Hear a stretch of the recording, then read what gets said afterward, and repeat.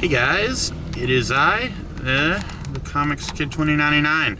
I'm trying to figure out this camera. That may be the best it's gonna be. I just got out of Star Trek Into Darkness, and I'm about to drive home. If you've never seen me do this before, I did this with Iron Man 3, and now I'm about to do this again. So, last time I did this, I tried to make it a very unspoilery review. I wanted it to be as you could watch this without really getting spoiled. I don't think I can do that with this movie. Every time I thought about how am I going to talk about this movie without spoiling everything, because there's so much about it that there's really no middle ground. I can't really talk about anything without spoiling something pretty crucial. So I'm going to do the best I can to give a non-spoiler review, and then after I'm done with that, you guys, I will say, okay, that's it for the non-spoiler talk, and now let me get into spoilers, because there's a lot of spoilers that I'm going to talk about here, and I just don't see how I can do a video review of this without spoilers. This is a movie, I think Iron Man 3, with a few exceptions, that was ideal for me just doing a kind of spur-of-the-moment drive home review where I don't really have my thoughts together. I just went and saw the movie. You know, that is not, I don't think this movie is very ideal for that. I think this is the kind of movie I need to type up a script for me to read from. I am sorry if the angle is bad. There's really nothing. I don't know how I got this to work last time, but this camera is not working. If I get to a red light, I will try to fix it. So, this movie, non-spoilers, if you saw the 2009 film, my biggest problem with it, I've never really talked about that film. I've not talked a lot about Star Trek, period, in my channel. My biggest problem with this movie is that I'll go straight. I'm not taking the interstate. I wanted to give myself plenty of time to talk about this. My biggest problem with this movie is still my biggest problem with the 2009 film. Both of these films are popcorn films, and I am not a huge fan of this mentality of, oh, you just have to turn your brain off and then it's fine. I don't like that idea. I think it's really insulting to the audience, and it just kind of it implies that intelligent entertainment isn't worthwhile, that or can't sell. Like, there's no way we can do an intelligent story with actual themes and motivations and stuff like that. What we need is a big ball-busting action film, and that's what's going to put seats. And that, wow, I just messed that up. That will be what puts butts in the seats. That's what I was trying to say. Okay, first of all, I don't even know if that mentality is good, because there weren't that many people in this theater. I'm pretty sure there were more people in the theater when I went to see Iron Man 3 than there were here. And this is literally the first full day that the movie has opened. I don't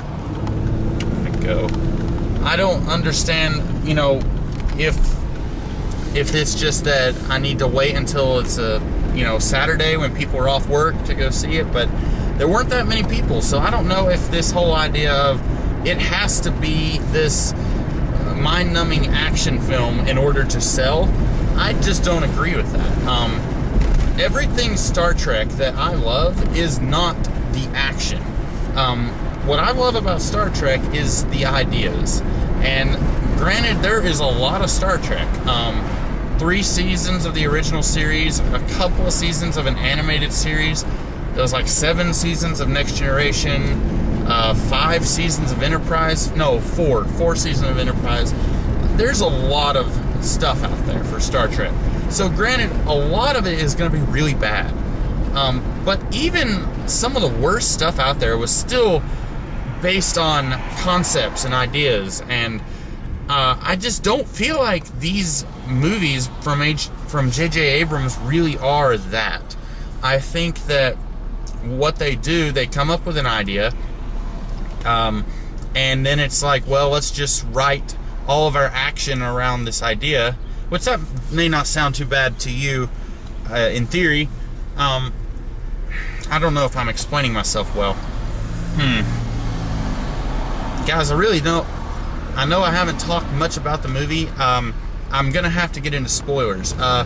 So if you're curious, if you have somehow stumbled on this video, you haven't seen the movie yet, I would say personally, I don't much care for this movie. It's got some good moments, but I just didn't much care for what I saw. If you like the 2009 film, you may like this movie, but if you didn't like that film, you probably aren't going to like this. If you are a big fan of old school Trek, I'm almost certain you won't like this. So that is my non-spoiler review. I know that was only like 2 minutes, but like I say, there's really no way. I'm going to have to roll these windows up. My air conditioner doesn't work, so it's going to get hot in here. There's really no way I can talk about this without getting into spoilers. So if you don't want to hear any more spoilers, turn off your video right now. Do not watch the rest of this video. I'm going to keep talking about the movie, and I'm going to get into spoilers. So, if you're still here, I'm assuming you don't mind hearing some spoilers, and let me just get into it. If you've been keeping up with this movie, the air is on in the front because that's the only place it'll work on the windshield. It won't work on me. If you have been keeping up with this movie, then you know that the villain of the piece is played by one Benedict Cumberbatch, or Cumberbatch, I'm not sure how to say his name, and he plays a character called John Harrison. Now, a few weeks ago, it was flat out revealed that he's actually playing Khan Noonien Singh. Now, in the movie, he introduces himself as John Harrison, and for about 15 or 20 minutes, he is going by that name. And then later, he's explaining to Kirk, he says, John Harrison was a fiction that I created when I met this one guy over here who woke me up. If you're not familiar with Khan or the background of this character, basically, he is a genetically engineered super soldier created in the 1990s, and then he was put into suspended animation and with his crew. In this movie, they said that the crew is 72 people. I'm not sure if that's true or not. If that was what it was in the original series. And this was the plot of an episode of the original series called Space Seed. Well, then at the end of that episode, they maroon Khan and his crew on another... Well, sorry about that. This camera is being... Okay. I'm just going to have to hold it like this, guys. So then they maroon Khan on this alien world, and then years and years later, the second Star Trek film used this character in a movie called Wrath of Khan. This movie is, if anything, it's a remake of both the episode Space Seed and also Wrath of Khan. It takes elements from both and kind of tries to do its own thing. Honestly, my favorite parts of this movie were the parts that had nothing to do with Khan or Space Seed or the movie Wrath of Khan. We got this guy named Admiral Marcus, and he is, if you've seen Wrath of Khan, Carol Marcus, who is the baby mama of Kirk's son, she is Admiral Marcus's daughter, and he has basically, he wants to start a war with the Klingons. We really don't know why. He thinks that war is inevitable, and he wants to start, I guess, a preemptive strike. It really makes no sense. But what I liked about Admiral Marcus was that I had no idea that this guy would be the villain of the movie, or he would be a villain. He's really the B villain, if you will. He is played by Buckaroo Banzai. I think Peter Weller is who he is. And I have it on good authority that he was actually in an episode of Enterprise, which I have not seen. And in that episode, he played a character who was like really, I don't know, xenophobic, really racist against aliens. That's not really what he's playing here, although I guess you could say he doesn't like Klingons, but Again, we don't know why. I have no idea what drives Admiral Marcus to do what he does. It's just kind of there, like it's in the movie, but you're just kind of left to guess why does he do what he does. And to me, character motivations are hugely important in any story. And if there is no character motivation, if a character just does what he does because the plot needs him to do it, then I'm not going to say that that's a good movie. So anyway, according to Admiral Marcus, after the planet Vulcan exploded, Starfleet started this program called Section 31. Now, I believe Section 31 was a thing in Deep Space Nine and also in Enterprise. Basically, it's like covert, militaristic, kind of a war group, if you will. It's kept secret, and I really don't know much else about it other than that's what it is. So, apparently, Section 31, after the destruction of Vulcan, they're like, well, we need to go and we need to explore the rest of space. According to Khan, it was very aggressively. So they find the Botany Bay. It's never mentioned in the movie what the ship was, but it's the Botany Bay.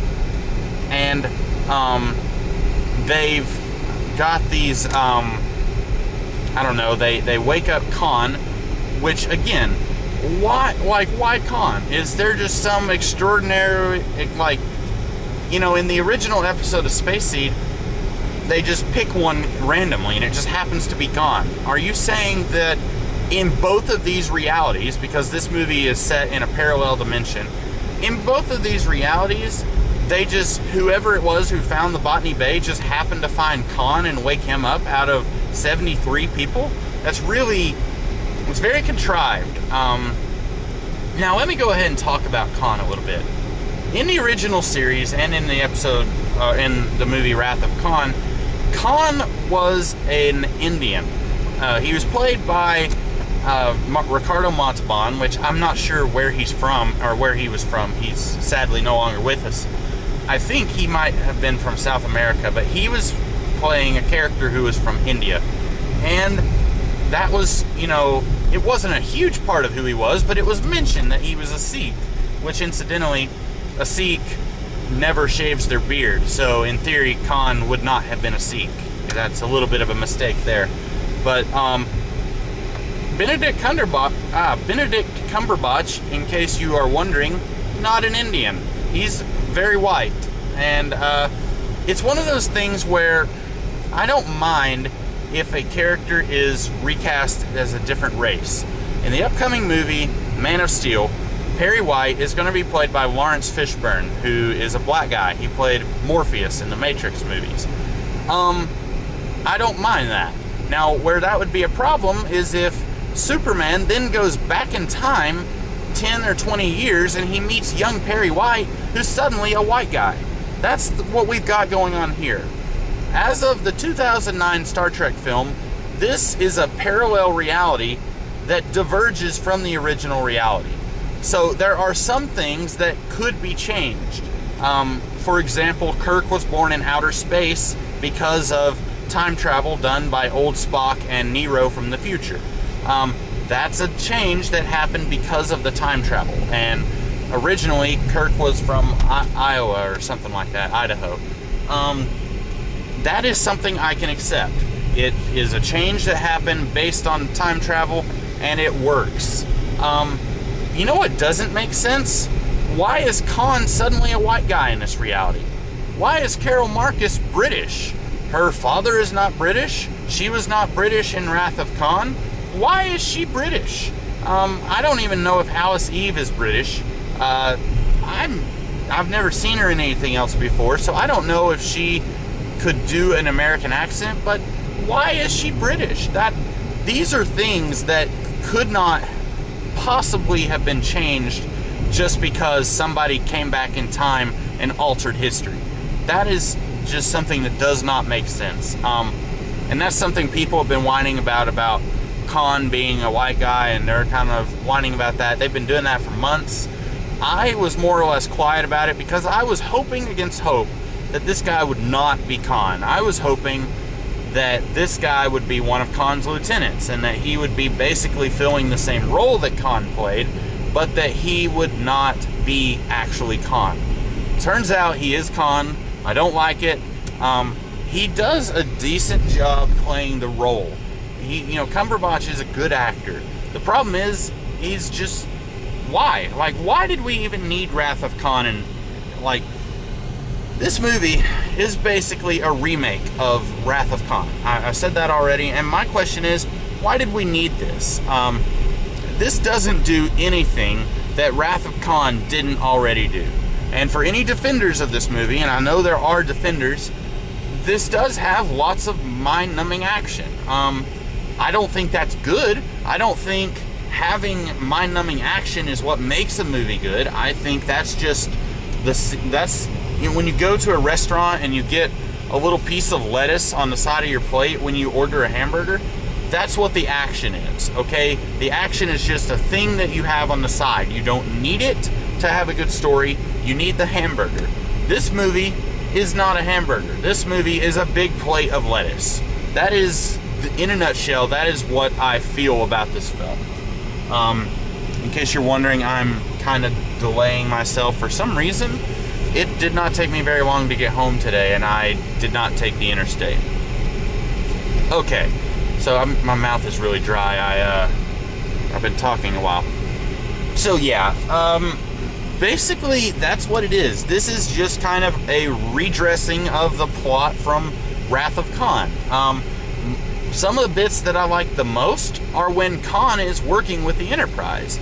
Once you find out that Buckaroo Banzai is a bad guy, and that he's trying to start a war with the Klingon Empire, Khan is like, yeah, I can help you guys, but I'll need my crew back. And so when he's working with them, I actually think that's much more interesting.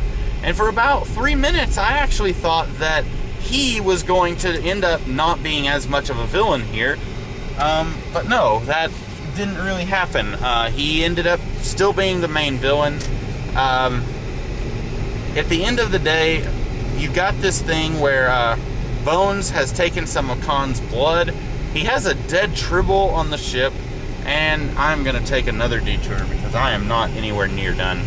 He has a dead Tribble on the ship, and he's injecting it with Khan's blood. He tells Kirk, Khan's blood is doing something, and I want to know why. Well, we already know why. He's genetically engineered. That's what he is. Do you need any more explanation than that? I certainly don't. And then we have, at the end of Wrath of Khan, the ship was in danger of exploding because the warp core was unstable, I think. And Spock went into the ship to save it. Then he died, and then the next movie was all about bringing him back to life. This movie has Kirk going into the warp core to stabilize it because the ship is going to crash and everyone will die. And Scotty tells him the same thing that Bones told him. Wow. Scotty tells Kirk the same thing that Bones told Spock in Wrath of Khan. He says, if you go in there without a radiation suit, you're going to die. Kirk punches Spock, or Kirk's... Wow. This is not going to be a very good review, guys. Kirk punches Scotty. Then he goes in there, he fixes everything, but then he dies from radiation poisoning. And then we get the expected Khan scream that we got from Wrath of Khan, only this time it's from Spock instead of Kirk. And then it's like, uh-oh, but we need Khan alive if we're going to save Jim. Now, as soon as Jim punches Scotty, or actually a little bit before that, as soon as we know that Kirk is going to go into the warp core to stabilize it, I instantly knew that he was going to die and that they were going to bring him back to life with Khan's blood. And they're acting like this is a big reveal whenever Bones realizes that he could use some of Khan's blood, but they have to take him in alive. That wasn't a big reveal. There was nothing amazing about that reveal. I saw it coming from a mile away, and it was just not very well handled. Just like much of this movie, I don't think was very well handled. The more I talk about this, the more I really want to do an in-depth review. because I'm just coming out of the theater. I really didn't have a good way to get all my thoughts together, and there's a bus coming, so I'm gonna no, they're turning somewhere. Are they turning right here in front of me? Yeah, they are. So yeah, okay. What are we doing here? Okay. I'm afraid there's some kids watching me in the bus. It's a little unnerving. So yeah, then Kirk lives. They put Olive Khan and his people back into suspended animation. I have no idea what they're gonna do with those people. Pike died at the beginning of the movie. See, about 30 to 40 minutes of this film is just completely useless. The movie starts on some random world where the crew of the Enterprise was trying to stop a volcano from exploding so that they could save the lives of everyone on this planet. Well, then Kirk makes a decision to have the Enterprise come out of hiding so that they can save Spock. Spock was down on the planet trying to stop the volcano from erupting, and they break the Prime Directive in order to save Spock. Well, then Kirk is demoted, Spock is reassigned to another ship, then Kirk is made commanding officer under Pike, then Pike dies, then Kirk is made the captain of the Enterprise, and then Spock is made his commanding officer. All of that happens in about 30 minutes, and the whole time I was just wondering, what is the point of all this? If we're just gonna get to a point where Kirk is the captain and Spock is his commanding officer, there is no point to have Spock reassigned and Kirk demoted, because it lasts for a grand total of 3 minutes. Scotty is telling Captain Kirk, listen, you do not need to bring these photon torpedoes on board the ship. The photon torpedoes were given to Kirk by Admiral Marcus before Kirk knew that Marcus was a bad guy. And Scotty keeps saying, listen, you can't do this. Do not bring these on board. And he finally comes down to, Scotty says, I will resign if you bring them on board. And Kirk says, okay, don't let the door hit you on the way out. And then 20 seconds later, Kirk is saying, all right, we're not going to fire the photon torpedoes. We're just going to go in and capture Harrison. At this point, they don't know that his name is Khan. Again, if you're just going to do that, then why did you tell Scotty to leave the ship? And the reason for that is because Scotty needs to be off the ship so that he can then do Jim a favor later on in the movie whenever they need somebody to go investigate some coordinates. It's just all shoddy character work. The whole thing is just very poorly put together because no character makes a decision that makes any kind of sense. Scotty, he leaves the ship, and then Kirk decides, well, Scotty was right. Well, you couldn't have come to that decision 10 seconds ago. And then you've got Kirk is demoted, and then he's promoted to commanding officer, and it's just all a bunch of crap. More on this. Why on earth did Khan decide to give it the name John Harrison? Well, the reason for that is because they didn't want fans to know that it was Khan, so they decided to create this name John Harrison, and then 10 minutes after he's introduced, he says, oh, but my name is really Khan. Well, there's no story reason for his name to be John Harrison. It's just there for a superficial level, and if they were just going to reveal that his name was Khan anyway, 3 weeks before the movie, why even bother with this John Harrison BS? Wow. I hated this movie a lot more than I realized. I didn't, like, a lot of this, I saw it when I was watching the movie, but there were some interesting moments. I did think Spock had a lot of really great one-liners. I think Kirk had a couple of good moments, but overall, this movie is definitely a must-miss from me. I know that that's kind of, if you're a Star Trek fan, you're going to go see it anyway. Even if you're not a Star Trek fan, heck, if you're not a Star Trek fan, you might get more out of this movie than I did. Personally, I'm coming at this just from a casual fan point of view. I don't even watch that much Star Trek, and this is just not a very good movie, in my opinion. So take that for what it's worth. I am sweating bullets right now. I'm about to end this video. I hope you guys enjoyed the movie more than I did. I certainly think that this is a movie that I probably am never going to need to see again. A lot like the 2009 film. Maybe, fingers crossed, guys, maybe now that J.J. Abrams is directing this next Star Wars movie, maybe we're going to get a good Star Trek movie in a few years.